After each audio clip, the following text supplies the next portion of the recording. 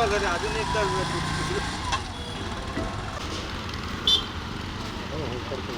तीन तास झाले.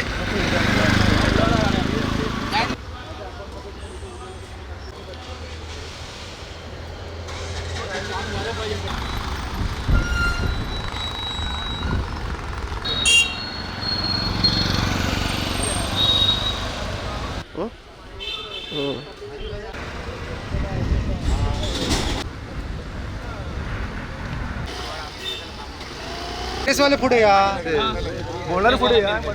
रिक्षावाले आम्ही आज अशा परिस्थितीत आहोत की जेव्हा जेव्हा हा सीझन येतोय तेव्हा आम्ही 300, 200, 250 असे रिक्षावाले एका रांगेत उभे असतो. आणि आजच्या तारखेला अशी परिस्थिती झाली आहे की आता घरचं करायचं की स्वतःचं बघायचं का. आता सीएनजीसाठी आम्ही उभे राहिलो आहे. आता मला 2-2.5 तास झालेत, अजून नंबर यायचाच आहे. अजून किती वेळ लागेल काय त्याची परिस्थिती काय सांगू शकत नाही. म्हणजे आता ह्याच्या पुढे जाऊन धंदा कधी करणार, उद्या गणपती आणायला जाणार कधी, कसं काय करायचं हे आता आमच्या डोक्यात पडलेलं आहे सगळं. CNG कंपनी जी CNG पुरवठे अशोक ही एजन्सी, त्याला 20 ते 25 लेटर दिलेलं आहे, लेखी काम केलं आहे. ह्याच्यासाठी प्रशासनाने रत्नागिरीच्या प्रशासनाने याची गंभीर दखल घ्यावी. रिक्षावाल्यांचा धंदा इथं 2-2, 3-3 तास म्हणजे उभं राहण्याच्या नंतर 160-170 फक्त पैसे रत्नागिरीत भेटतोय रिक्षासाठी. आणि ह्याच्यासाठी धंदा कसा करायचा. सणासुदीच्या टायमाला, दिवाळी असो, मे असो दे, गणपती असो, ह्या टायमाला प्रत्येक वेळेला हा असा प्रत्येक वर्षी हा प्रॉब्लेम असतो. काय आता नंबरमध्ये आम्हाला 2-2.5 तास लागतात. आम्ही धंदा कधी करायचा. 2-2, 2.5 तास लागले तर आम्ही धंदा कधी करणार आणि काय कधी करणार.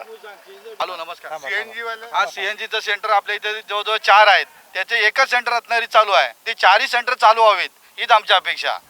म्हणजे आम्हाला 2-3 तास इथे जे नंबरात उभं राहायला लागते त्याचं आम्हाला उभं राहायला लागणार नाही, एवढीच आमची अपेक्षा. जर चारही पंपात व्हावा. जो सीएनजी वाला डीलर आहे ना, तो आपलं फक्त पोट भरतो. बाकीचे 4 पंपाला पण पाठवा ना. तुम्ही पंप खोललाच आहे ना, मग 4 पंपाला पाठवा. मग लोक एवढी लाईन लागणार ना एका पंपामध्ये. प्रत्येक पंपामध्ये तुम्ही CNG दिलात ना, तर जो तो आपला डिवाइड होईल ना. एवढी लाईन लागणार नाही. 2-2.5 तास लागले तर इथे आम्ही पोटं कशी भरणार मग.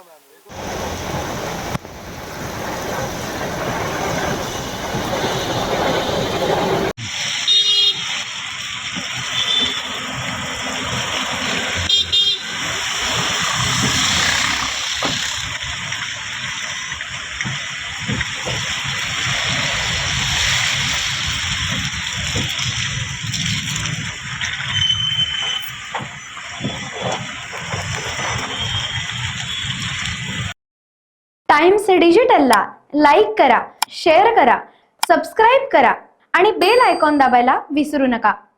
Times digital.